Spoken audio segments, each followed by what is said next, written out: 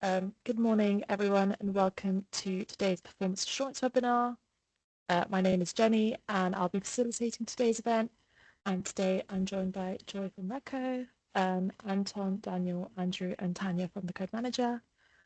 And just before we get started, I just want to go through some housekeeping with you all. So this event will be recorded, and the recording and the slides will be made available on the RECC portal later this week. So keep an eye out in the bulletin for that and on the portal as well. We will be using Slido throughout. The QR code and the joining code are on the screen now. There's also a tab at the top of the Teams meeting which you can use, and we'll be using that for our Q&A. So if you have any questions at any point, just pop them into Slido. I'll just leave that on the screen for a moment if people want to join via their phones.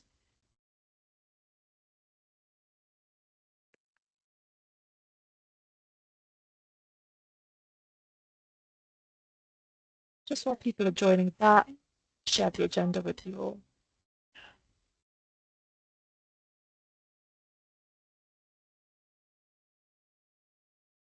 So as you can see, we have a lot to get through, so I will hand over to Anton. Well, just to start us off, I wanted to say thank you for coming. We're really keen to engage with you at these events, as you've seen in the past, and we just wanted to reflect on kind of where we are and where we're going. So as so often at these webinars, we'll be looking back at activities and priorities that have happened in the past year, and a little bit more imminently than that over the past quarter, but also thinking about what would change in the future and which bits of those might be things that you should be aware of because they help you, and which bits of those you might want to keep track of because there might be a thing that you need to do.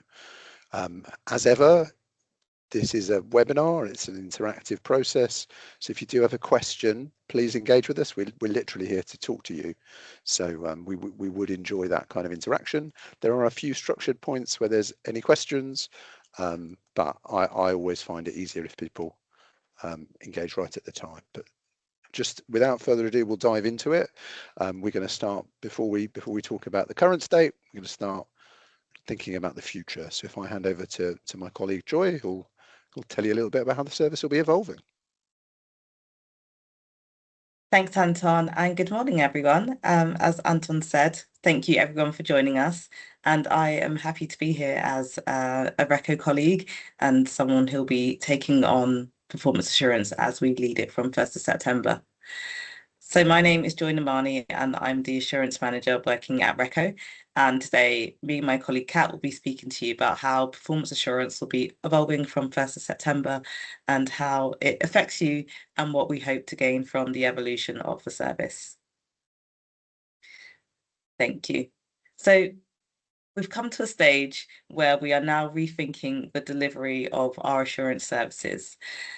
Over the last 4.5, 5 years, Deloitte, Anton and his colleagues and the rest of the Code Manager colleagues have supported us to set up a performance assurance framework within the RECC, something which didn't previously exist in the codes which the RECC superseded, and has established mechanisms to support you in your obligations and managing risk within the market. We've come to a time where lots of things are changing for RECCo and have naturally become a time where we've reflected on how we've delivered in the past, how we've been supported by our service providers, and how changing conditions in the market might suggest that we need to reshuffle or remodel our delivery approach. So first of all, some of our commercial arrangements are coming to an end. And so that's prompted us to think about what's working well and what can be strengthened. And so within our new delivery model, we'll be introducing some new faces to sit amongst the familiar faces. So Anton and his colleagues will continue to support on qualification. However, we are introducing Morehouse to support on party assurance from 1st of September 2026. And as we are working through our transition activity, some of you might begin to meet our Morehouse colleagues who are on the call today, and I will invite them in just a moment to say hello. Before that, we also reflect on the fact that RECCo will be becoming a licensed code manager towards the end of the year. And because of that, we recognise that we need greater direct control over assurance, greater day-to-day involvement over the governance and reporting activities that happen. And finally, we're thinking of all of these changes and how we might need to be flexible for when new market conditions come on board, new services start to arise, and make sure that we can keep pace with market change and new RECCo services. So our new delivery model, which puts RECCo in the heart of this, means that we can monitor, manage, and support a network of service providers that help us with all of our aims and objectives from assurance in the retail energy market. And what does that mean for you? Well, your RECCo obligations remain unchanged. We ask the parties to continue to follow their obligations and the activities which they are currently doing. We are working with our service providers to ensure a smooth and seamless handover. And so we trust that you will be able to continue your work within the market without being disrupted. At this point, I think I will invite our Morehouse colleagues to pop onto camera and say hello. So we have Lewis and Kevin who are joining us today, and you will start to meet some of them as we continue with our delivery from 1st of September. So if they're able to. Hi there, thanks for having us today, really appreciate it. And looking forward to working with you all. So my name is Lewis McKenzie. I'm a principal at Morehouse Consulting, and I lead our energy assurance and compliance practice. Moving forward, I'll be the RECCo Party Assurance Service Lead, so responsible for the team's delivery, the point of escalation, and key point of contact for Kat and Joy on the RECCo side. So looking forward to working with you all. Any questions, please do reach out to us, and looking forward to engaging with you in the next months. Over to Kevin. Cheers, Lewis. Thank you. Good morning, everyone. My name is Kevin Redmond. I'm a principal within Morehouse's Energy, Utilities and Infrastructure practice, and I'm the mobilisation lead for the programme. So I'll actually be, won't be sticking around for the team to deliver, but over the past 7 months or so, and right towards the end of August, my role has been to make sure that Lewis and the whole team are set up for success on the 1st of September as well. So as we're continuing our handover activities with our Deloitte colleagues, which have been working really, really well and really smoothly, I'll be any point of contact for any of the stakeholders on this call. If you want to have a conversation with myself or Lewis, please feel free to reach out and we can talk you through how we'll be operating from September onwards. So yeah, really happy to be part of it, and I think the team are in really good nick for September. Thanks. Thank you both. So as they've just said, they've been around for a couple of months. They've been working with all of our service providers who are already embedded with us to share activities and learn things and hand over different pieces of work. You might see them shadowing particular activities, and that's just one of the things that we're doing to ensure that there is a clean and smooth handover from 1st of September. Thank you. May I have my next slide? So I'd now like to set out the direction we're taking performance assurance under the Retail Energy Code. RECCo has devised a strategy which reflects a shift in how we think about assurance. So traditionally, we've thought about a series of activities and compliance checks, but going forwards, we'll start to really consider using assurance as an established capability that helps us identify risk, provide assurance where it adds the greatest value, and drives continual improvement across the market. And right at the heart of this is our move towards a risk-based and outcomes-focused approach. What we mean by that is that we'll be increasingly asking whether our operations, whether our activities are delivering the outcomes that the RECCo intends for consumers, for market participants and the wider market. And also ensuring that we have the flexibility to ensuring that we have the flexibility to continue to evolve where new services come on board. So our framework strategy is a 3-year plan. It covers the period from 1st of September 2026 up until the end of August in 2029. And as I've just mentioned, it's outcomes focused. Are we actually making a difference for consumers, for the health of the market? Disaggregated delivery is another feature of our strategy.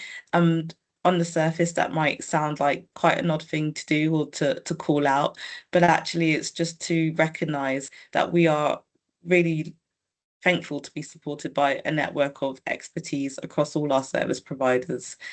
Over the last few years, we've built up lots of expertise, lots of relationships, and lots of knowledge about what works and what doesn't work. We're really thankful that Deloitte will continue working with us from 1st of September, but also that we have the opportunity to introduce new capability into the mix to strengthen our position in managing performance assurance. As well as that, you'll see RECCo take a bolder role in supporting and coordinating activities. And that's partly due to us recognising the importance of becoming a licensed code manager. So our performance assurance framework strategy accounts for all of this. And as you can see on the right-hand side of the screen, we have principles which guide our delivery across all the activities which sit under performance assurance. Of course, we've mentioned outcomes focused and risk based, which is actually a feature of the work which our code manager colleagues support us on today. And in all that we do, we want there to be a really strong evidence base, us using data and market insights to really drive us towards meeting those outcomes which we've identified, making sure that we're making a difference where it matters most. Consistent and fair, proportionate, transparent and accountable. So those are the ways that you can be sure that our performance assurance framework and the way that we enact it is done in a way which is clear and helps you to plan your activities around and gives a real method for you to follow through our activities and understand when things happen and why. And thinking of being technology enabled and future ready, there are lots of developments in the market in terms of technology and sort of methods of doing things. We know that AI is growing and there are different uses and use cases which we would like to understand further as we develop our assurance delivery. So those are things that we'll continue to consider, especially as new services come online. Our RECCo performance assurance strategy, it's an organizational wide enterprise for us. It covers RECCo party and RECCo service user activities, which many of you will be concerned with, but also RECCo service providers is the way that we provide services in support of achieving the outcomes which we've identified. And also governance and operational is the way that RECCo sets itself up and works itself internally. Does that also provide a basis from which we can support positive consumer and market outcomes? So all of these three strands are ways in which we will be carrying out assurance activity in line with the principles and hoping to start to be able to tell the story of more positive consumer outcomes. Moving to an outcomes focused approach. So our colleagues in Morehouse are here to support us with moving and being able to express our outcomes, the impact on outcomes of our work.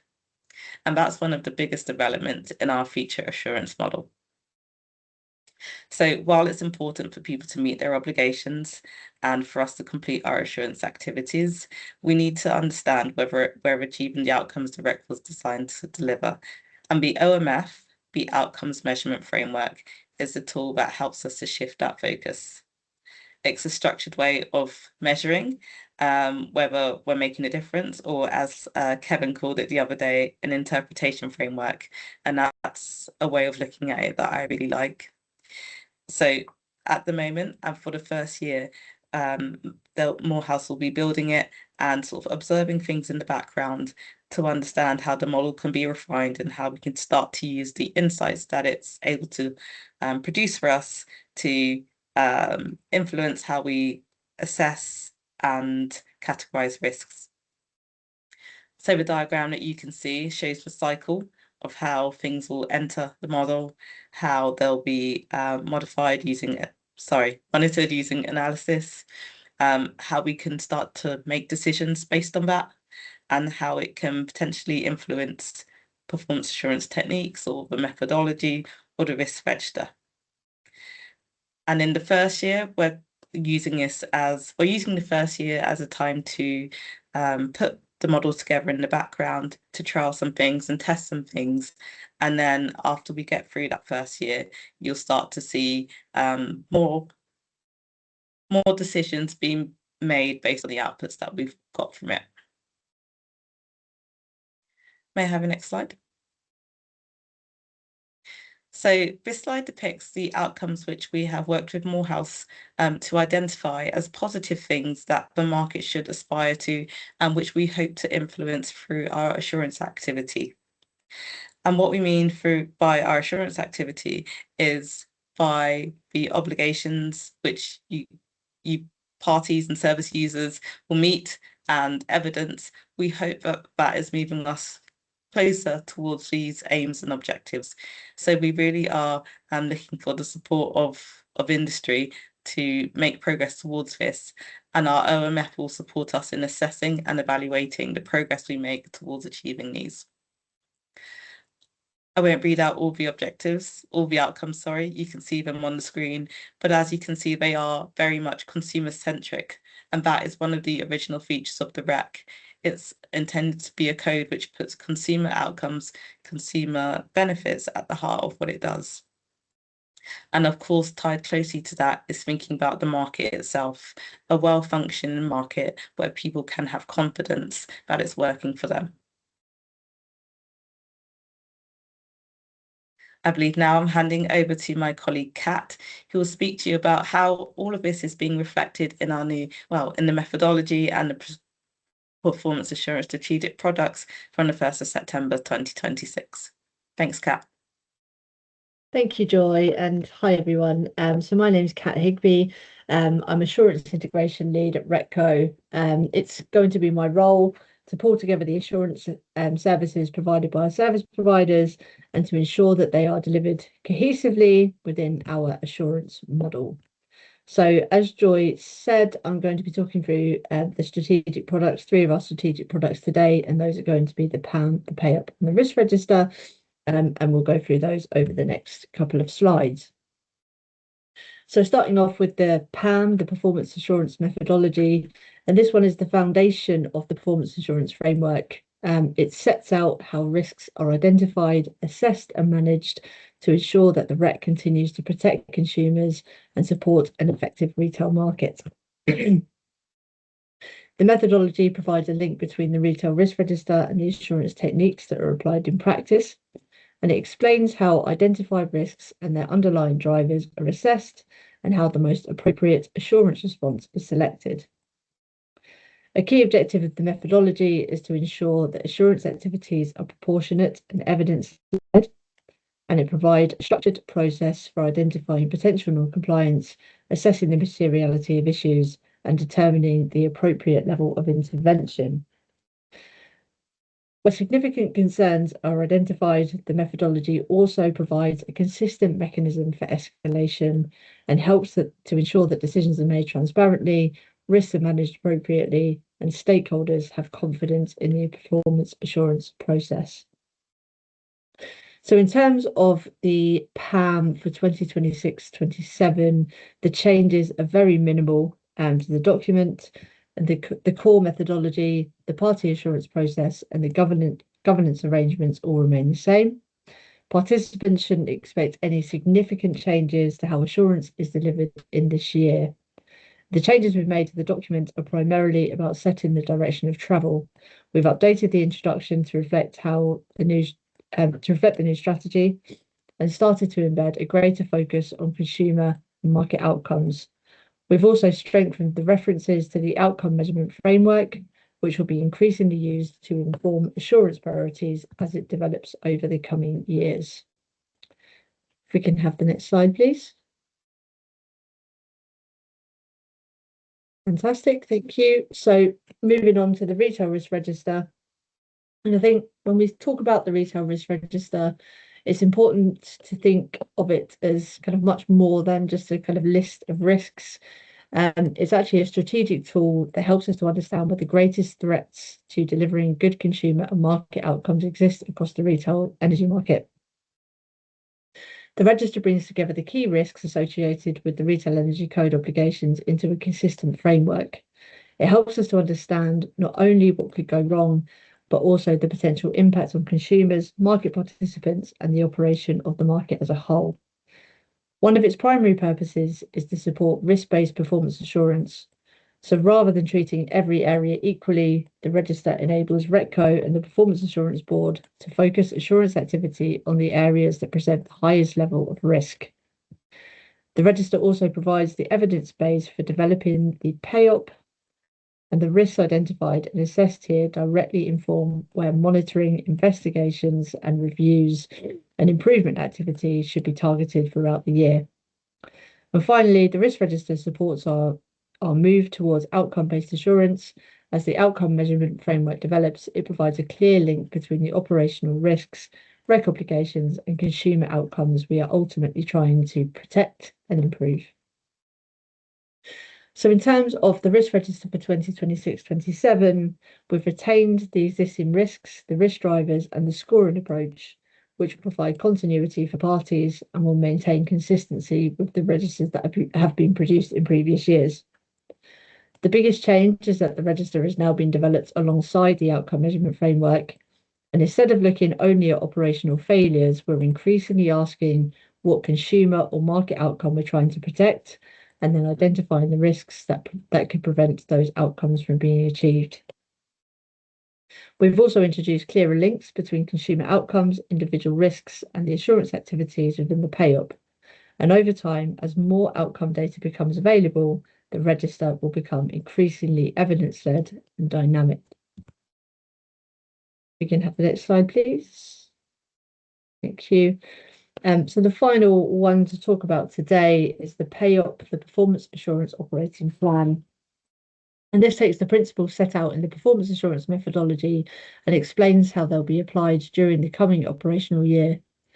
It's the document that therefore turns the strategy into the delivery. The PAYOP identifies the assurance activities that RECCo intends to undertake during the year, and this includes routine monitoring and proactive assurance work that have been planned in response to identified risks or areas of interest. The PAYOP is informed by the Retail Risk Register and focuses assurance effort on the areas where there is the greatest potential impact on consumer and market outcomes. This helps to ensure that assurance resources are also deployed effectively. Publishing the PAYOP gives REC parties, REC service users, and other stakeholders visibility of the assurance activities that they can expect during the year. This promotes transparency, it supports engagement, and it enables operations to prepare for planned assurance work. In terms of the PAYOP for 2026-27, to provide stability during the transition, we've retained the baseline assurance activities that participants are already familiar with. The annual programme continues to be driven by the Retail Risk Register, and it remains transparent, allowing stakeholders to see what assurance activity is planned. Alongside this, we've introduced a number of new priority areas for this year, and these include assurance for the new tariff interoperability and consumer consent services, increased attention on meter technical detail and address data quality, greater cross-co collaboration, a review of the energy theft incentive arrangements, and an increased focus on understanding and improving consumer outcomes. These additions, and for 2026-27, reflect both emerging market risks and also RECCo's longer-term move towards an outcome-based assurance programme. If we can move on to the final slide. Okay, so we are consulting on those two documents, the PAYOP and the Risk Register, that will shape performance assurance to 2026-27. So the types of kind of views that we would like to gain, so on the Retail Risk Register, we would like some feedback to help us to ensure that we've identified and prioritised the right risks that are facing the retail energy risk market and retail energy market. And then with the PAYOP to tell us whether we prioritise the right assurance activities to address those risks. and we particularly welcome your views on the proposed retail risks and their prioritisation, the planned assurance activities for 2026-27, and any emerging risks or market developments that you feel that we should consider. The consultation opens on Friday the 10th of July and it closes on the 24th of July 2026, and responses can be provided via the RECCo portal.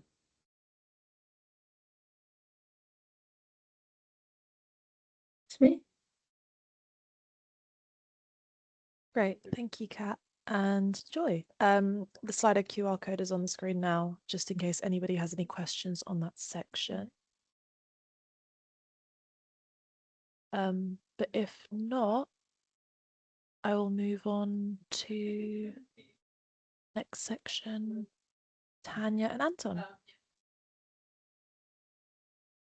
Hi, morning. I'm Tanya and I'm in the party assurance, or the current party assurance team. If you could just move to the first slide. Thank you, Jenny. So I'm just briefly talking about our performance assurance annual report, which will be publishing shortly. It covers the areas shown on this slide, and is fundamentally about supporting a healthy retail energy market that works for consumers and market participants. So this year we acted across all of those 4 areas that you can see. On code requirements, 14 changes were released in the period. These improved assurance processes and strengthened the code in areas including theft, switching, data and metering. 3 points that stand out are, firstly, metering accreditation has been tightened. Following drafting issues identified in 2024, the ComCop has been reviewed, improved and supported by new assurance activity from November 2025. Second, metering data remains a priority. RO198 is now in place. Party data cleanse activity is making progress, and improving meter data quality will remain a focus. And lastly, we've tested whether RO155 is delivering what we expected, which Daniel will discuss later in this session. On systems, performance has improved, particularly in resolving switching incidents. However, issues around maintenance and code releases show that technical release reliability must remain a focus. And then on market participants, the most significant issue was the party that exited the market towards the end of 2025. In this regard, a data-led approach helped identify problems early on and reduce the impact on consumers and the wider market. The Performance Assurance Board, or PAB, sets clear operational limits and coordinated action with other code and regulatory bodies to resolve data issues. This helped prevent blocked switches and reduce the risk of issues passing to new suppliers. And this case ultimately moved into the solar process, and PAB's swift action helped limit harm. We also focused on prevention through readiness assessments for major retail market changes, most notably MHHS. And finally, accurate data remains central to market health. Data quality sprints have targeted MHHS critical data and new meter installation issues. And then I think it's on to Anton next. Yeah, we do this every quarter, but we want to tell you what we see. We always sit in a privileged position where we can see what's going on across the market. The way we frame this is the same that you would see in your PA check-in, and it talks about where are we seeing an increase of PATs. It's a really easy metric for us to talk about, but I just want to talk about what that means. So the PATs exist where we find an outlier. They're not the same as there being a compliance issue.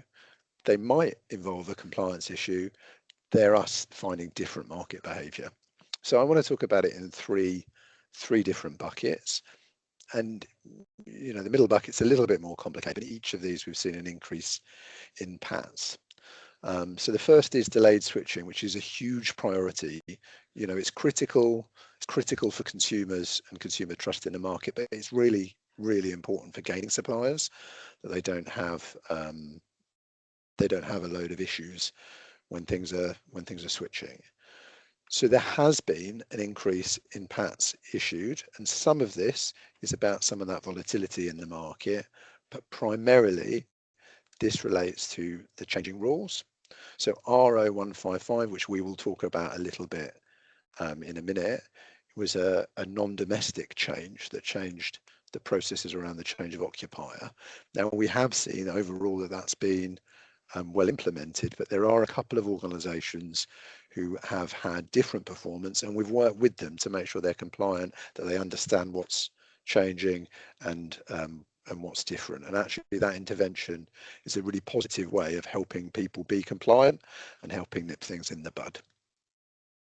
Inaccurate data, mostly we've seen a decrease in our activity in this area, but there is one thing I want to call out, and actually it's a really clear example of us trying to prevent problems and nip problems in the bud before those problems pass around the market. And this relates to inaccurate data, particularly address data. So there are some small organisations who are having problems updating meter point location address data. This can, even years down the line, cause issues with switching. So it's really important that we drive performance to make sure people are doing some of the simple things right, so that we can have that clear and accurate data, and that we can then trust and make it easier for actually mostly suppliers later down the line, and consumers don't have a delayed or missed or confused or erroneous switch. The third area we just want to call out is on erroneous switches. And actually we have seen an increase in the erroneous switch rate. And actually that is one of the most important indicators that we look at overall. It is associated with the most consumer harm of any of these things that we look at. So as it's been increasing and triggering past our thresholds, we have issued PATs. And I want to be clear, many of these PATs, in fact, the majority of them are notifications, so people can look at their performance and manage their own performance and talk to us if there is a market issue. Now, there are a couple of things that have happened in this space that we attribute to this increased activity. So the first is we'd talked to you in previous months about some ambiguity in the annulments process, and that has been resolved through code change. However, we have tightened our threshold on annulments to make sure that they are effectively, accurately being used. And that has resulted in us doing a little bit of follow-up to look at, okay, you know, things have changed. Are you now following the correct processes? You know, if you've had a spike, why is that? Let's try and make sure that's right and help people back into compliance where that is needed. There is a small area where withdrawals is an area of focus. This is only 3 suppliers though. So to give you an idea of our focus, whilst there are some kind of bigger focuses on erroneous switching and some of the causes, we're often focusing on a few small numbers of outliers. We want to make sure we bring them back into compliance. And the third one is about an issue that was kind of a consequence of some of the changes relating to MHHS. And this is a great example of a need for a coordinated RECCo code manager, actually. So we saw quite quickly some issues in the switching data, and other parts of the code manager were hearing problems around the NOSI flow. And actually integrating this information helped us quite quickly understand that something does need to be done in this space, but also those who are having different performance data kind of need to be engaged within that context. So bringing that information together, there is now some work to address that inconsistency, which was wrapped into the erroneous switch working group that some of you may be involved in.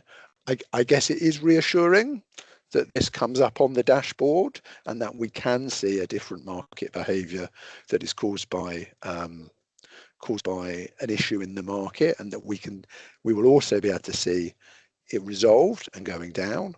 I think that gives us trust that the risk data approach is working, but also those other parts of the code manager who are regularly out there engaging with people are also doing their job and picking up the right things. So overall, I think a good news story that involves us not needing to be too interventionists. I wondered, just at a pause, this is the slide that's really about what's happened in the past quarter and how it feels for you. If anyone had any specific questions or would like to query a specific point, this is a really good opportunity.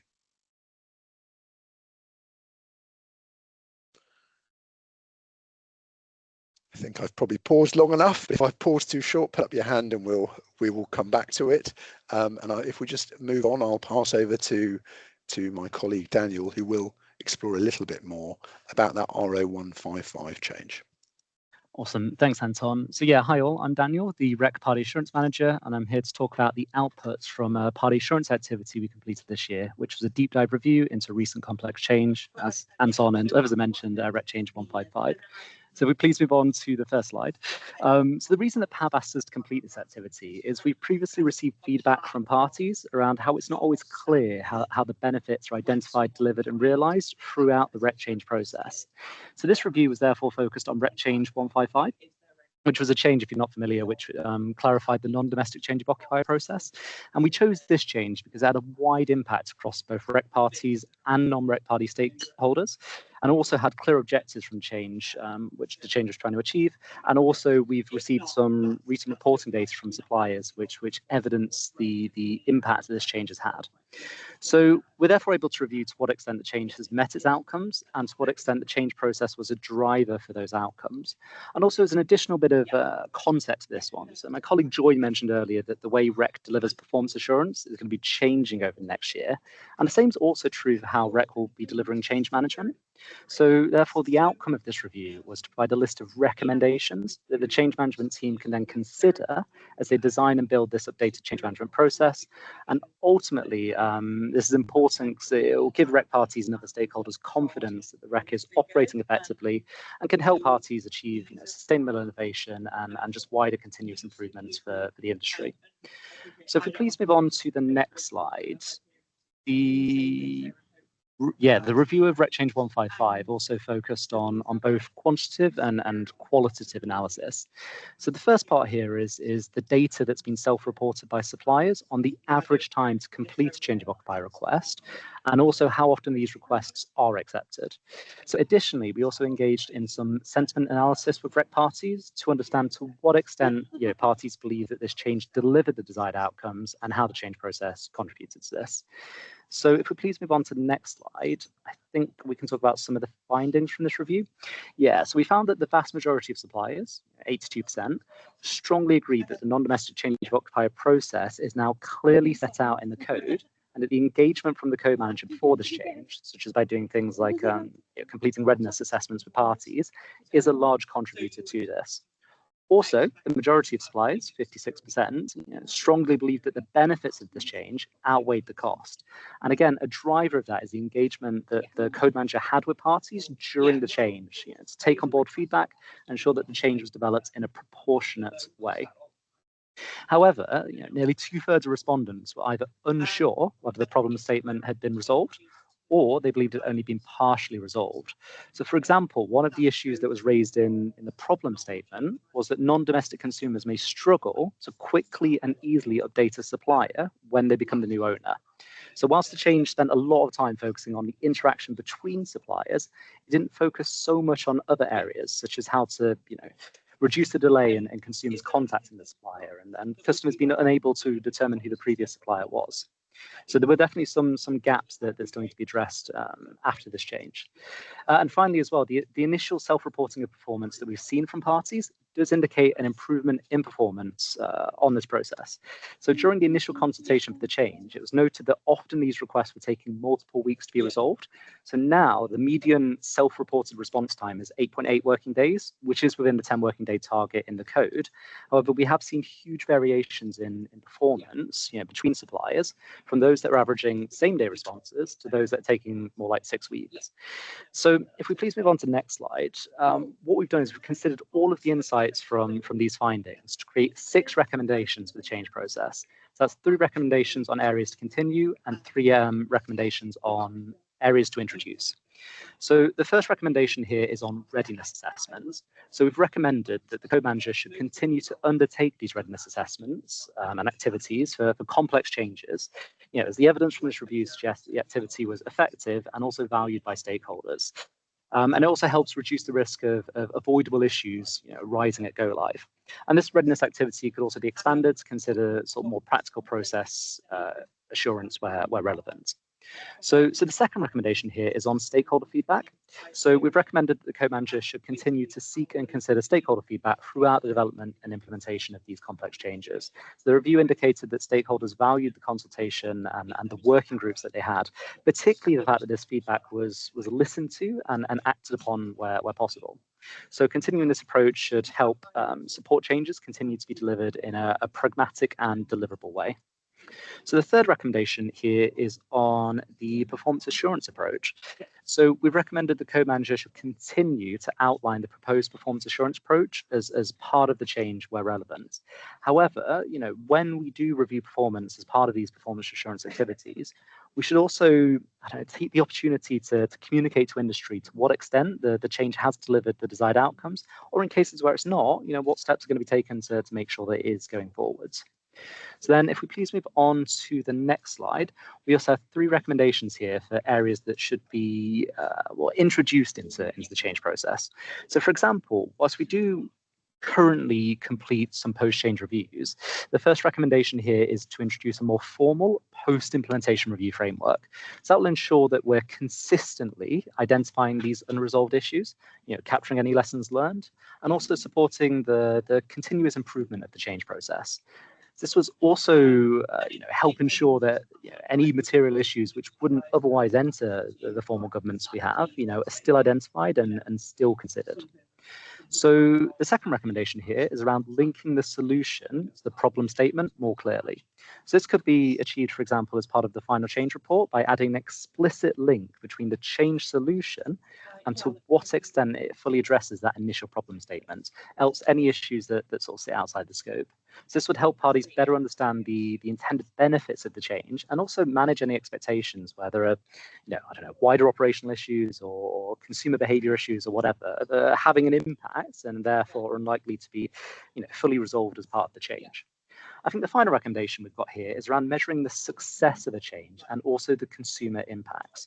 So for future complex changes, we've recommended the code manager should, where possible, capture the relevant baseline performance before the implementation and then define clear success measures against which the effectiveness of the change can be assessed.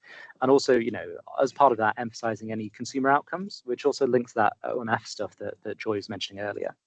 So this would then support more robust post-implementation evaluation and also just provide greater confidence that the intended benefits of a change have been realized. So those are the 6 recommendations, and the change management team have had initial sight of these 6 recommendations a couple of weeks ago, and they did endorse them. So now we're going to be formally sharing these recommendations with RECCo and the RECCo manager. So those can be built into the enduring change management process.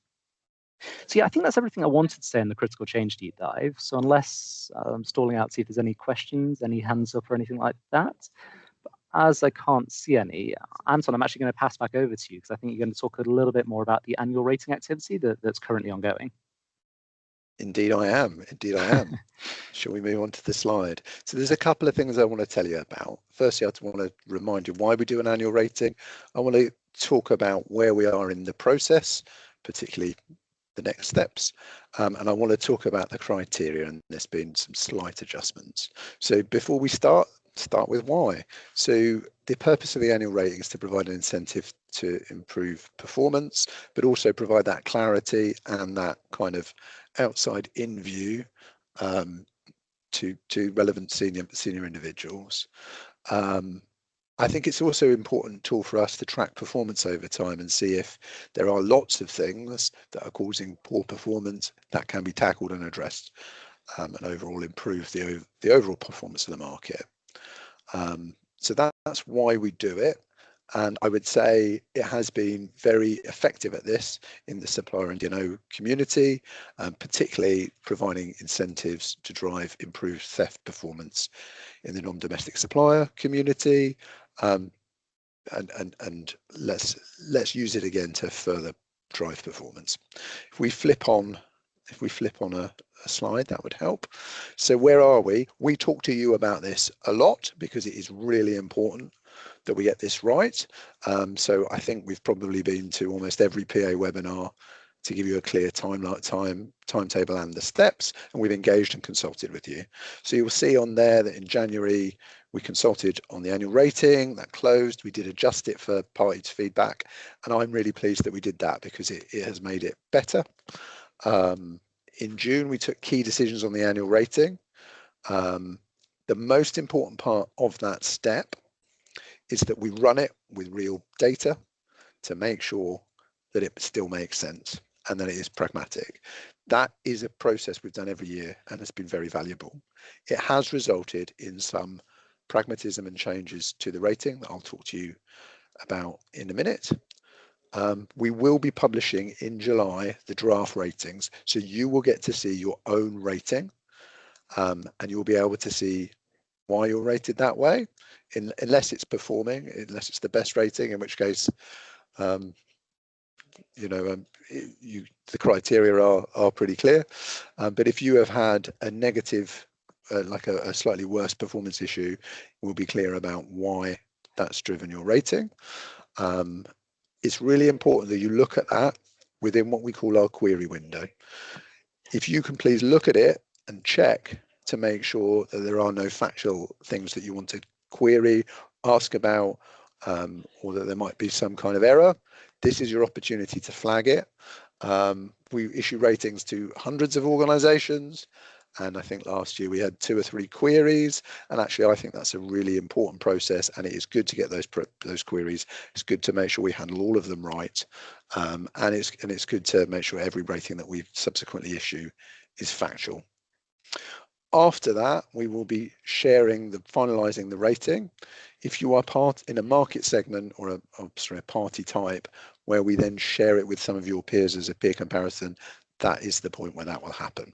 And the reason that happens after is we all want to have a solid footing for our ratings before sharing. If we move on, I'll just talk about what is new. One of the most important things that is new is that, listening to your feedback, we have changed our labels to sound less negative, to sound a bit fairer. I hope you don't think that if you met me at a party I would be unremittingly negative in my language, and here is us taking this through, right? So we used to refer to the best score that you can have as no material weaknesses, but actually that isn't that positive. So we've moved on the left to calling it performing. The next category we used to call minor weaknesses, but performing with minor concerns. The kind of amberish color we used to call moderate weaknesses. This is now more direct, with improvement required. And the final category is severe weaknesses and severe concerns, which is a similar description and is held back for only where there is actually a real problem that needs to be addressed.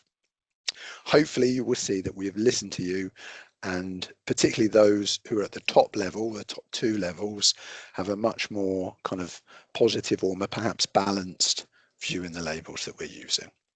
We've also changed the criteria, which if we flick on a slide, we just want to talk about.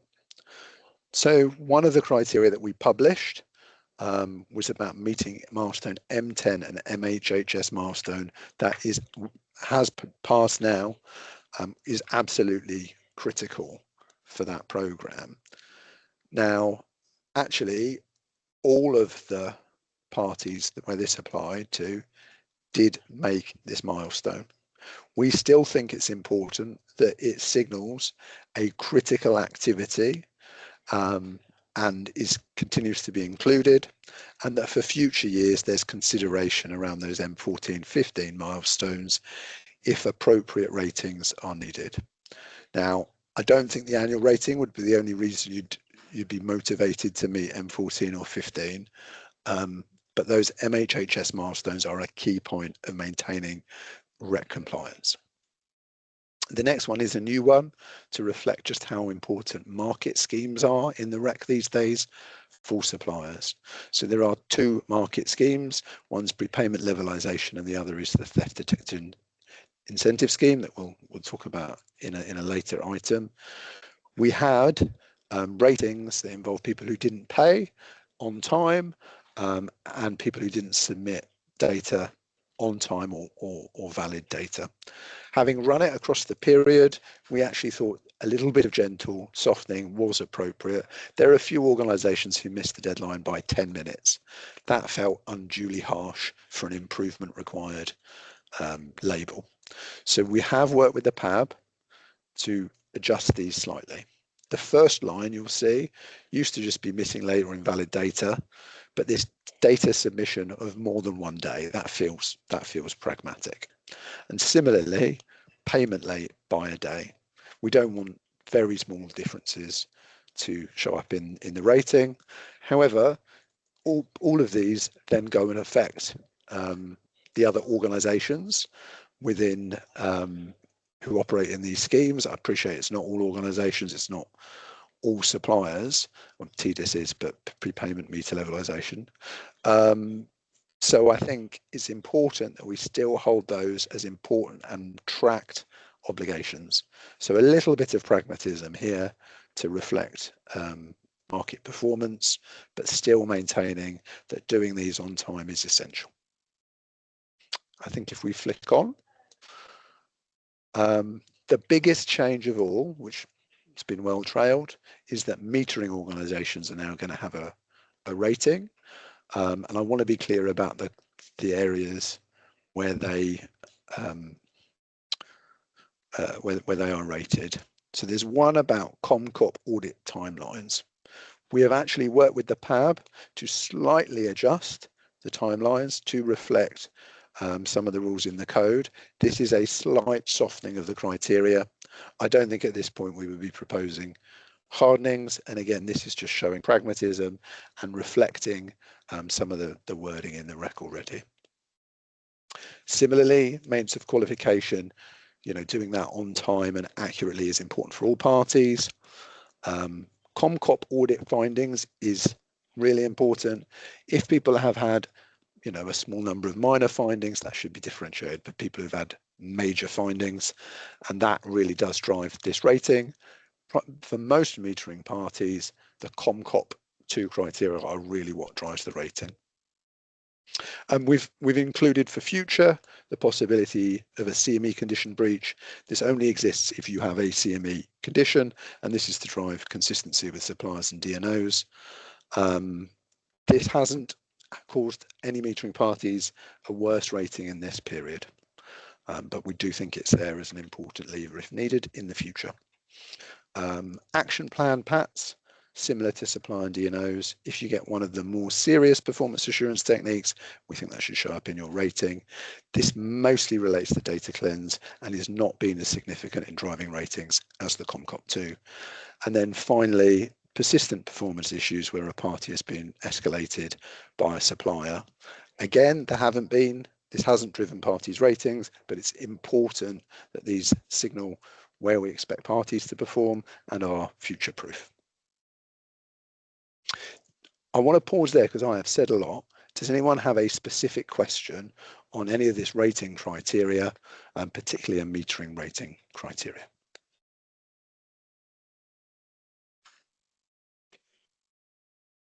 In which case, Sorry, Anton, there are a couple questions inside at the moment if you have a look.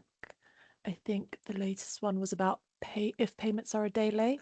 If a payment was late by 1 day on multiple occasions, would that not become a severe concern versus a supplier that was late by multiple days on one occasion? So actually, I do agree. There's a difference from once in a year being a little bit late and a persistent. And actually, the language that we used is about multiple. So if you wouldn't mind, I think, Jenny, you can roll us back a little bit.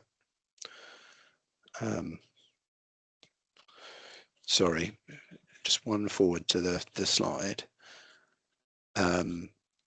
So payment late by 1 day or payment late by multiple days. Actually, in the cohort, we don't have anybody who's in that improvement required who has missed payments more than once. So we're happy that this criteria works for this data set. I do think you have a valid point, and certainly we will look to take that forward and think about if this needs some refinement in future. Certainly in terms of the payment method levelization submissions, there are some organizations who have provided invalid data multiple times, and they would be in that improvement required category, even if one of those times, which they were, I don't know, 2 hours late or something.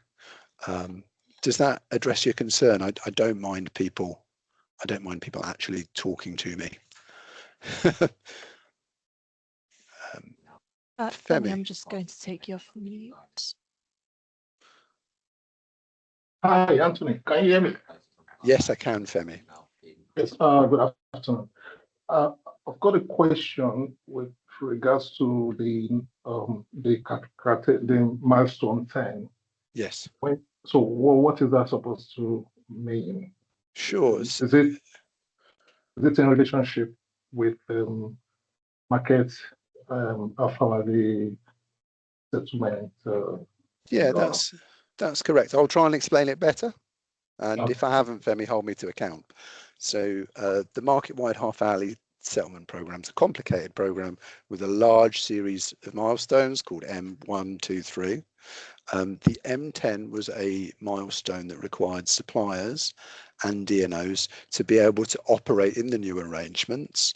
Now it doesn't allow them to do everything, but for example, a supplier would need to, if they switch a customer who's fully in MHHS, be able to bring them kind of back to legacy arrangements. So all the suppliers had to have their systems ready for that, and all the DNOs, because they don't choose who's switching where, they needed to be ready to operate the whole data set, whether people were in or out of the MHHS arrangements. So there were quite important system requirements at that point, and that's what that related to. And actually, most organizations kind of sailed through there, and there are a small number of organizations that we were very, very close to help them get there. But I do think it's important to signal how important these MHHS milestones are, and that it clearly is a consideration for the code manager for the milestones, the key milestones, not every little thing in MHHS that suppliers and DNOs and mowers will need to meet, could be in the future annual rating. Femi, and has that answered the question better? Yes, Anthony. Thank you. Okay, thank you. Were there any other questions? There are a few more questions. So there's one asking if there are any plans to make peer comparison data available to consumers. So I can answer that. Anytime we change this, we go through a full consultation. Any change at all will be fully consulted on, you'll know about it. I might have to defer to my colleagues in RECCo, but I think this is an area that does need looking at and needs to make sure that we've got the right balance at any point. There are reasons to share it with consumers and there are reasons not to. Over the past maybe 3 or 4 years, we have been going through that process, and we think currently the right balance is not to share these with consumers. Obviously, we don't want to fetter discretion for the future, but I definitely think it's an important decision. Joy, I know you're on the line. Did you want to add anything to that?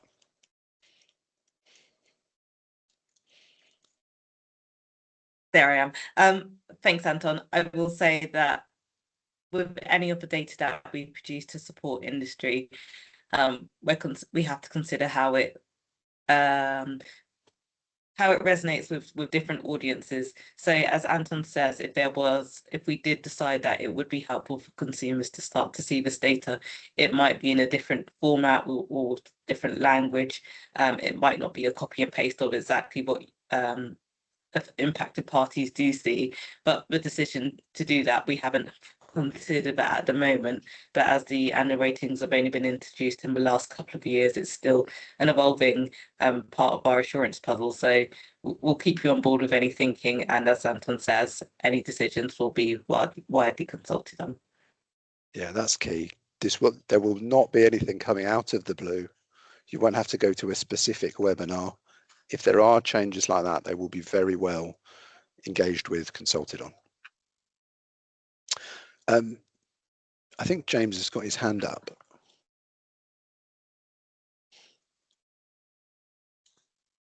Oh yeah, thank you.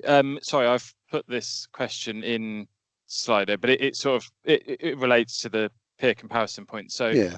Consumers aside, is there any plans for the peer comparison to be expanded further than, I think at the moment there is actually only one peer comparison measure which relates to ETs. My question I've asked this lots of times before on different meetings, but is there any plans for peer comparison to be published for all of the other risk drivers? I think when we talk about performance assurance techniques, RFIs and things, I think it just helps with transparency. There's an assumption that the thresholds are correct, I guess, across all risk drivers. And obviously we're blind to peer comparison versus our own performance at the moment. It seems odd, given that you hold all of that data, that that isn't currently published, if that makes sense. Well, I'll tell you some considerations from our perspective, and then I'm just making sure she knows it. I'll hand over a little bit, Joy, to talk about the future. I totally see where you're coming from. Transparency is important. I do think that we shouldn't share everything as a peer comparison by default. And the reason for that is our experience is the market changes, the measures change, and we need some stability and understanding. Now, you know, the biggest change that happened to some of these measures was in 2022, and some of them have been changing over time. So, you know, that is a period, a substantial period of time. So there could be an argument for sharing more where it's stable. But we don't want everything in a risk driver to immediately become a peer comparison, because sometimes we do a thing that makes sense for 6 months and then we refine it and it's slightly different, and any peer comparison would need to be well understood by kind of market participants. But I do take your challenge that some of these are stable and could be in that category. I do think it would need a little bit of thinking through. And Joy, I wondered if you had any plans in this space. Thanks, Anton. I don't want to take the easy route out, but you have pretty much spoken as to what I would respond with myself. But as we've mentioned throughout the presentation, we're now trying to shift towards an outcomes-focused approach and use a framework or a model to help us assess different areas. So we do foresee that working that through would perhaps indicate areas which we think would benefit from being displayed through the dashboards. The dashboards themselves aren't static, they've evolved since they were first introduced a couple of years ago.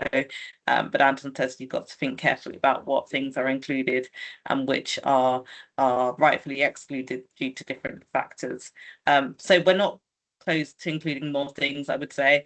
And I know all our service providers that are working with us from 1st of September will be starting to take quite a holistic view across the market and across different activities to make sure that we are adding things in which provide value, provide the right level of transparency and incentive to move closer towards positive outcomes. James, it's opportunity to put your hand up if you think you want to delve a bit deeper. That is a good thing, but if not, we'll move across to some of the questions in Slido. No, thank you. The only thing I was going to say, I mean, that's helpful, and thank you. I get the point that there's perhaps some risk, but I guess given that the peer comparison is anonymised, I still struggle slightly with what possible risks there could be. I suppose where it would be really helpful for everyone is to see, are we an outlier or not? As I mentioned, go back to the thresholds. So, we could be above, below thresholds. It would be really helpful to see if, we're the only supplier above a threshold, let's say, or whether actually there's lots of suppliers above a threshold, because that becomes it's a different matter. A different matter, exactly that. Yeah. So, and I struggle with the point, given it's anonymised, I'm not sure I fully understand what possible risk there could be. I get that some changes will affect some suppliers more than others, but it would still be anonymised. So actually, within the world of peer comparisons, some are anonymised and some are unanonymised, and we might unanonymise it, partly to make my job difficult in a webinar, but also to act as an incentive. I think you're right. There could be some development of the framework that showed you where average performance is, or maybe, I don't know, some key percentiles. You could go to 75 and 25. You could go 10 and 90. That could happen to give you an idea of where market performance is, or not for all the risk drivers, as I said, not for new ones, but you could have a situation where stable and important ones were shared on an anonymized basis. I definitely think that's something that should be taken forward, have a think about, and your argument for transparency is a good one. I agree. Yeah, that it's very helpful feedback for us to make sure that the dashboards are supporting parties. So yeah, we'll take that on board and see what we can play around with, and if there's any developments that we would engage you with, we'd be happy to have you involved in that work as well. Thank you. That's helpful. Thanks, James. So I'm going to go to next to a question that Claire has asked. For those who can't see Slido, I'm just going to read it. Going forward, will there be any changes to how the REC interacts with participants regarding assurance and compliance, e.g. more frequent meetings, changes in who the REC attends these on-site audits? Joy, I think that's more a question for yourself. Yeah, thank you. Thanks, Claire, for the question. So as we mentioned, we are introducing Morehouse to sit amongst familiar faces. So Anton is hanging around for qualification activities, and the rest of the code manager is largely stable through our other service providers. So in terms of the faces you'll see day to day, there may be changes there. You might start to see more of Lewis and his team from Morehouse. There is an active handover happening right now, so we don't expect parties to have to repeat the context of their organizations or background in that regard. And you asked about changes in the way that we might do assurance, perhaps more on-site audits, etc. So I don't know if you're asking from the perspective of using that as a performance assurance technique as a sort of investigative or remediative technique, or more on the support side, on-site support. And I will say from that perspective, as the years have moved, we've introduced things like performance assurance check-ins, which Anton and his team run, which were a new introduction to support parties more specifically on performance assurance activities compared to the support you might get from an OAM who has more broader and general REC support to offer. And in terms of on-site audit, so we don't do a lot of those or any of those in the REC at the moment. It's not a specific PAT, and from 1st of September we are continuing with our existing PATs. However, if there's any analysis or evidence which shows that on-site audits might support much more robust investigation or remediation of particular issues, then there's something that we would look to introduce. But I couldn't quite understand whether you wanted it from a sort of a helpful support sort of position, or a technique to remediate wrongdoing or any particular problems in the market. And then from that second sense, if we saw that there was evidence for our observations that it would be a PAT technique worth implementing, then we surely would do that within the right framework and at the right time.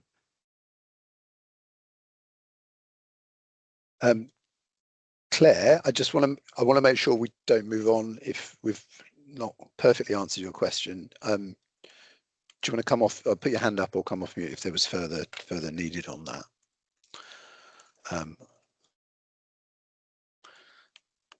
Hi, can you hear me, Anton? Yeah, we can. Yeah, thank you. Yes. Yes, you have answered it. Thank you. I put my thumbs up there. I wasn't quite sure how to interact with you there. I was asking the question from a, let's say, a technique perspective rather than and it was an example.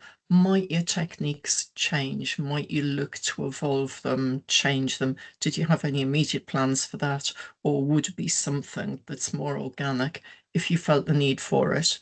It could be something that you do in the future.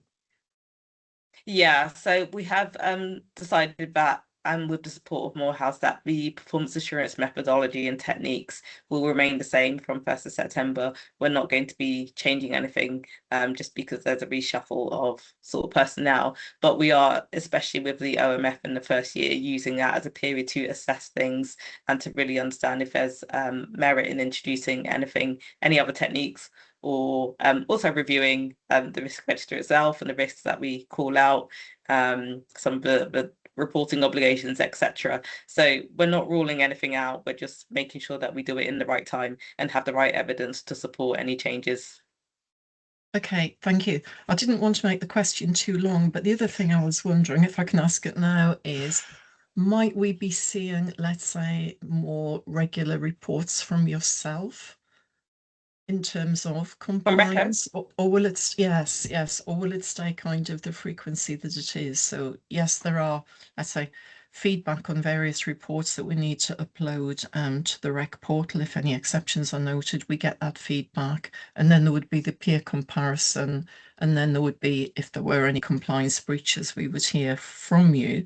But might there be anything else in the interim, or is it considered that that's sufficient at the moment? Do you mean reports as in us sort of digesting observations from the reporting that you do? Yes. That we get. Yeah. Yeah.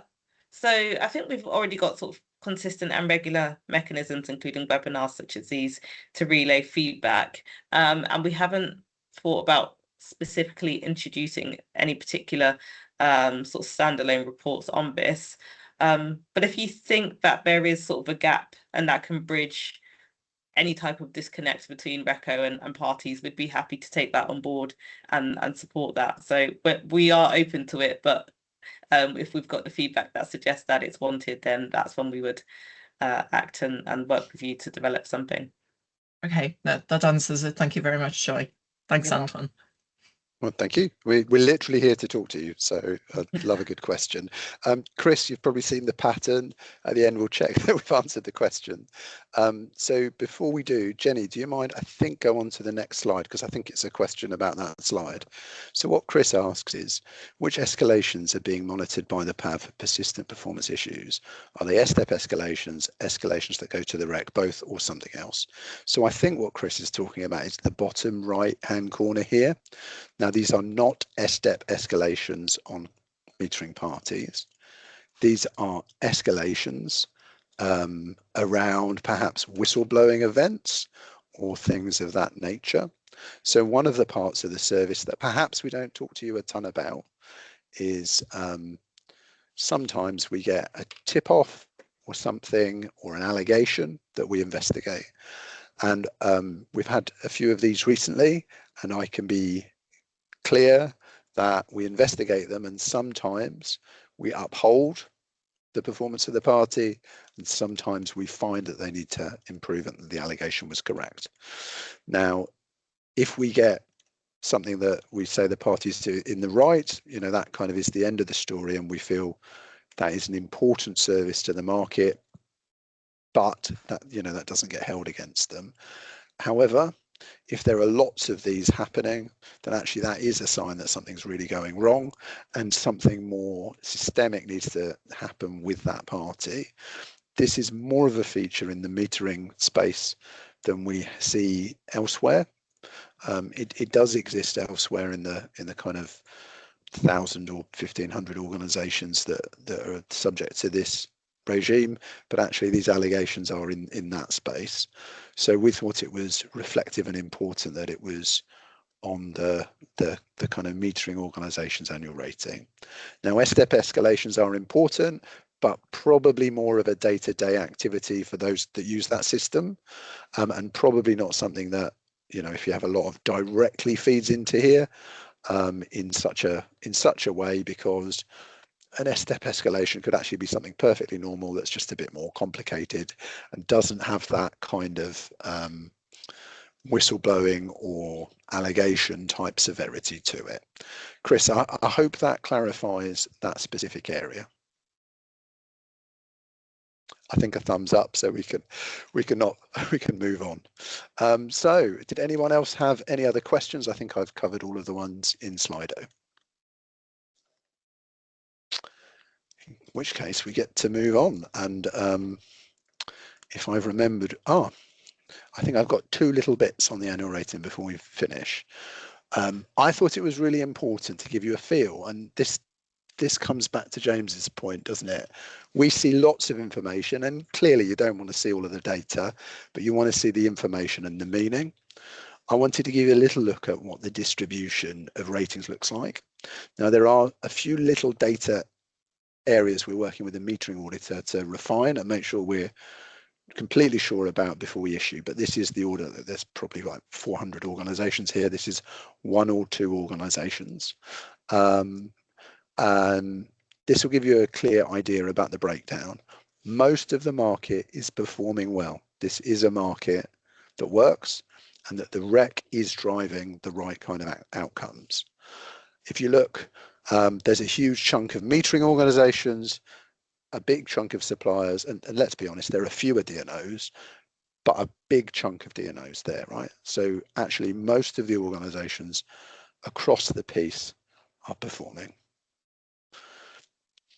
Actually, there aren't that many people who are performing with minor concerns, and most of those are metering organizations who had some delays getting their ComCop, but not serious delays.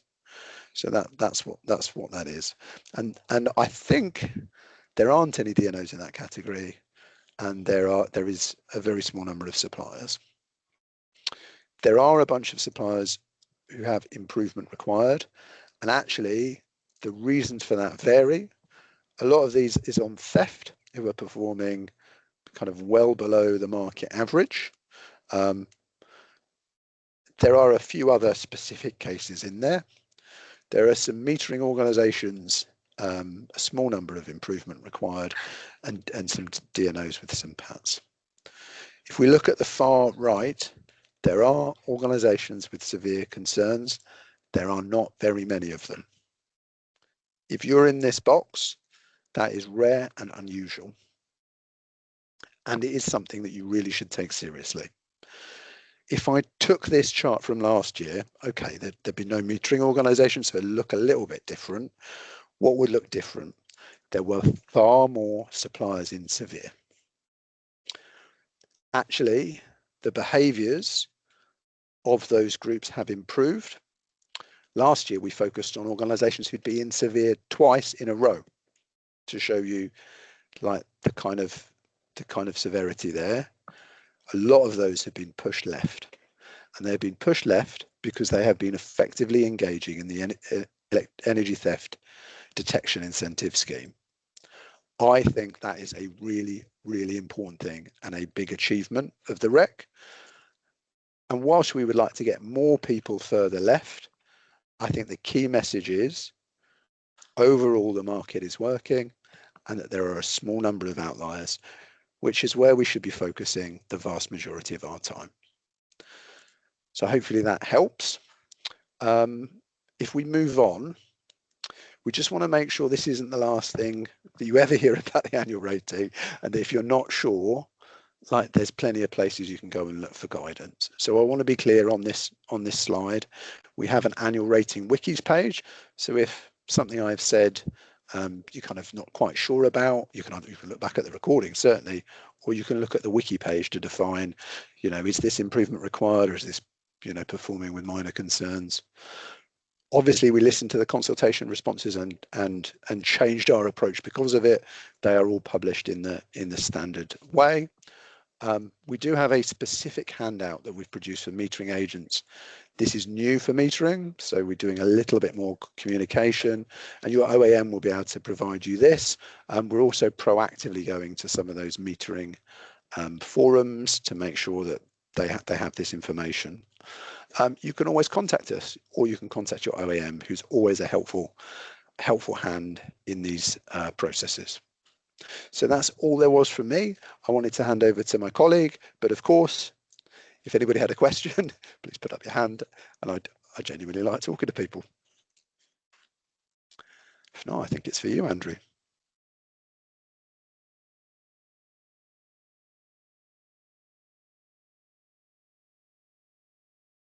I'll say I was pausing in case I had a question, as opposed to trying to find the Teams window.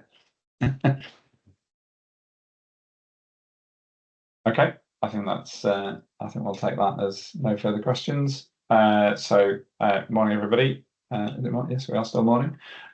So really just wanted to give a couple of updates around TDIS. It's sort of a peak period of activity, certainly for us, in terms of the debit credit calculations that are running through, and obviously a number of those require actions from supplier parties as well. This really is all relevant for suppliers, so non-suppliers, apologies for putting up with this for a few more minutes.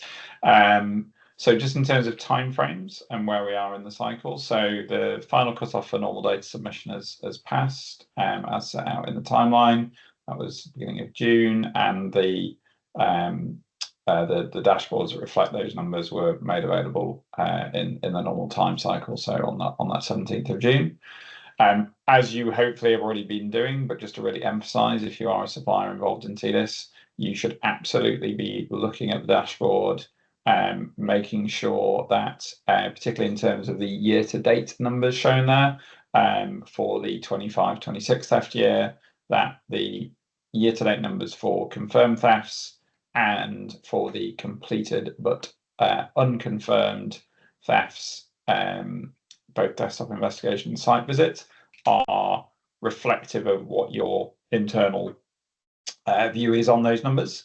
And if you have any queries on that, if the numbers aren't as you were expecting, and you know, generally that would be if sort of the number is lower than you're expecting for some reason, then you do need to be raising those queries ASAP. The absolute cutoff for any queries is the 21st of July, but we would ask, please do not wait till the 21st of July to raise a query. Obviously, there's then time required to work through that with you, and to resolve any queries.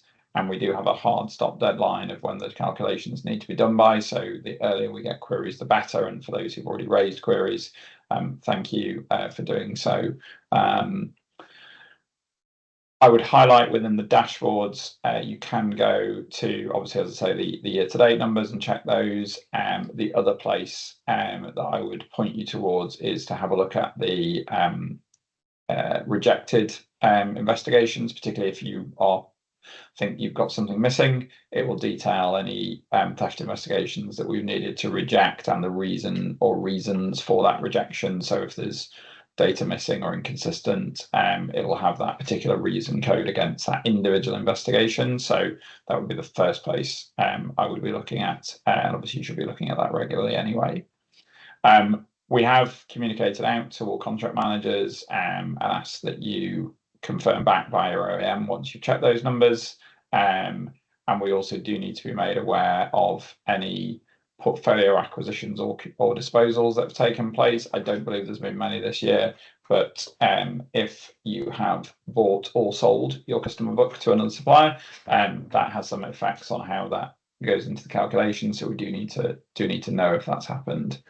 So please do flag that through again to your OAM, and that will filter through to us. We're doing obviously a lot of checking on the data as well. So we have reached out to a number of parties directly where we've got particular queries or we can see data that doesn't quite look right. So if you do get a contact from my team, that will come from the performance assurance mailbox or via your OAM or possibly both. Please do, sort of give that some attention and please respond as quickly as you can do on those, so that we can make sure that we've got the robust set of data. The reason we emphasize this so much is because of the way the scheme design works. It's very, very hard to deal with corrections or changes to data once we've run the calculations, because it's a sort of balanced scheme. So if there's something that changes for one supplier, it changes everything for everybody. So obviously we're trying to really lock down the data, and that's why the timelines exist and all the various deadlines. So as I say, by the 21st, you need to submit any queries that you've got. So I thought we had 27, I can only see 25. Can we work out what's going on there? Whatever it might be. Anything after that 21st, I'm afraid, is a hard cut off. We will then be doing our work to calculate the debits and credits through the scheme, and I'll come on to that in a second. And that will be published in the usual way via the dashboards. And there's a code mandated deadline of the 22nd of August to do that, and then it will go out sort of just around that time or a few days before. Again, there'll be a formal communication out to all contract managers and alternates when that is published. So if you're keeping an eye on it, that's what to look for. Just before I move on to the next slide, we've moved on to the next slide, but were there any questions on any of those timelines or actions?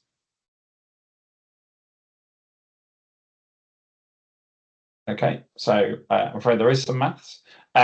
So just to say that, and to remind everybody, I guess, really, so there was a change introduced in for theft investigations reported from the 1st of October on, for investigations closed from the 1st of October onwards, so reported from December onwards. So for the second half of the year, that was the R173 change, with R259 just dealing with the implementation date of that. What does that mean in reality? There are two new aspects to how debits and credits are calculated. That's the formula that's in the code, but let me just sort of talk about it in English language terms.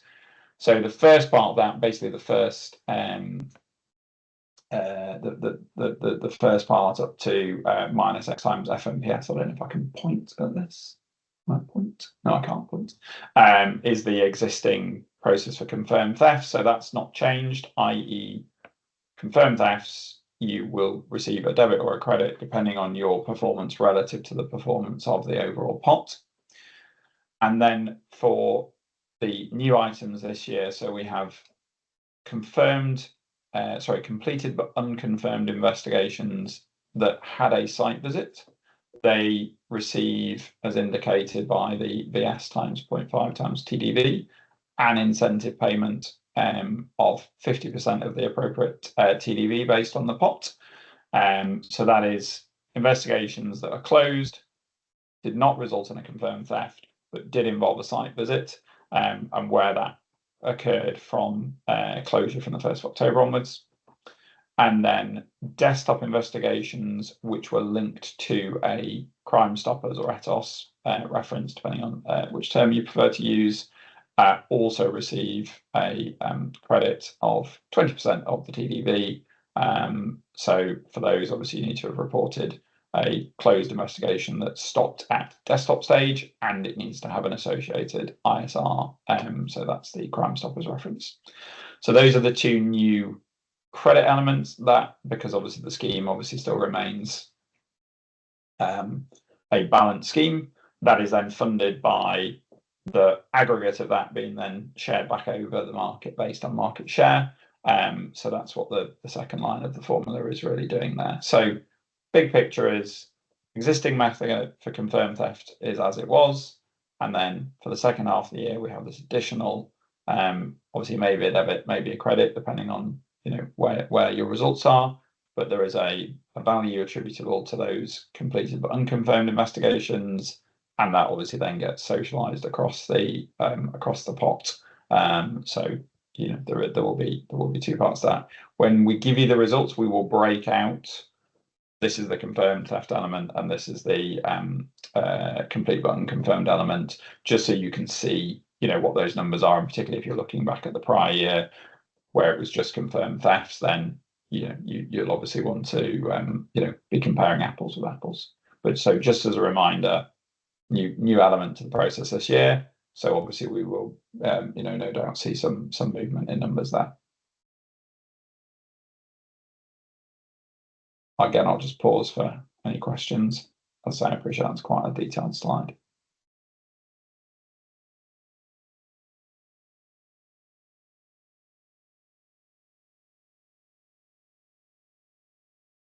Okay, so last thing to cover on TDIS. So many suppliers will be aware of this because you will have been involved in this over the last few months.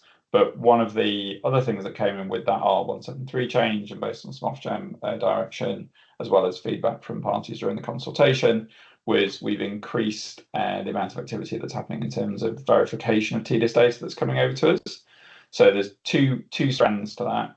So on the left-hand side, so one is we picked a sample of specific investigations that have been reported. That has some risk weighting in it, and some split across different types of investigations. So some confirmed, some in that complete but unconfirmed category. We deliberately haven't shared the exact risk profiling because obviously it's important that there's no sort of concern around anybody trying to sort of game that at all. But for those suppliers who had one or more of those 71 samples, first of all, thank you for your involvement in that process. For those who weren't involved, effectively what we asked the suppliers to do is provide if I call it the case file that goes with that investigation, so that we could confirm that the relevant steps and evidence had been retained as laid out in the various definitions in the RECCo code.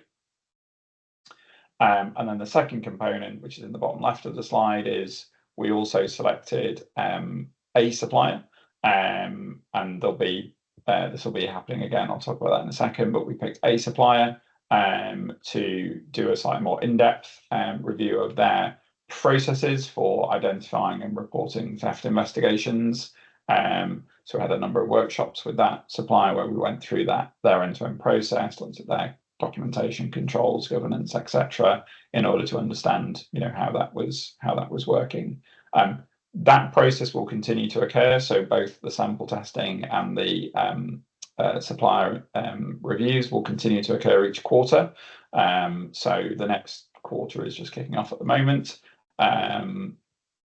So you may receive requests for additional case files from the most recent quarter that we're looking at, or you may be notified to say that you have been selected as a supplier to be reviewed. And obviously over time we'll move through a number of parts of the market, or the code manager will, I should say, obviously given the context of some of the wider changes that have already been touched on. So just a few pieces to feedback from those two pieces of work. So we observed some good practices around theft, including really embedding theft into some of the wider related metering and debt and other processes. So really kind of thinking about how do you get that really integrated in the day-to-day, so those leads are being generated and picked up quickly, and also making sure really making leverage of all of the alerting on the smart meter side, as well as obviously ETOS leads and other internal generation of leads. So clearly the more leads and the more high quality leads you're investigating, then the more effective the theft investigation can be. Second point to sort of flag would be around some of the reporting. So we saw some mixed, I would say, quality of reporting as we reviewed and looked at things, particularly in that sample testing. And the key fields to call out are the assessed start date, assessed end date, and assessed losses fields, where the quality of that was definitely a bit more variable. It's really important that those are reported correctly. Particularly on the gas side, they feed directly into settlement because they are passed through to Xserve on behalf of suppliers. And obviously you should be feeding that data also into the electricity settlement processes. So, both as you're collecting it and as part of your reporting, do make sure you are, reviewing the data, looking for potential anomalies, and also watching for, and obviously the assessed loss periods can be quite helpful for this, making sure that you genuinely have got the case properly identified. So if you've got investigations on a meter point and think you've got two distinct pieces of theft. So, which obviously does happen. Is it genuinely two distinct instances of theft, or is it in fact, one longer period that has just been picked up through, say, a couple of different leads and progressed differently through the process? I would flag that the theft dashboard, I mentioned the rejecteds before, there are also warning validations included in the dashboard, and that includes ones around anomalies around the assessed losses value, particularly very high or zero values, and also potential anomalies around the dates. So very short dates, for example, are called out. So now those warnings do not prevent a theft from being considered as part of the scheme, but looking at those may be helpful in terms of helping you improve the quality of that data. So it is an important part of the submission, and important that those things are done correctly. And that really links us on to that last point there around relevant definitions. So those are links. Somebody's clearly clicked on the first one because it's gone black, not green, but each of those are linked. So when these slides are shared, you'll be able to click those through directly. But the site visit investigation does clearly call out that even if you do multiple visits, if it's one investigation, that is still one investigation and should be reported as such. The confirmed theft definition does require that indication of what the losses are, and that should be based on the desktop review of consumption levels, and Schedule 7 expects that you would do that using the theft assessment calculator, which is made available on the RECCo portal. So just really making sure that you really follow those RECCo processes through in your respective processes. Obviously, the better the quality that's coming through, the more helpful that is in terms of the wider efforts to continue to monitor, understand, and prioritise theft-related activities. I think that was my 3 slides on TDIS. So if there's any Q&A either on that or I guess more widely, then there we go.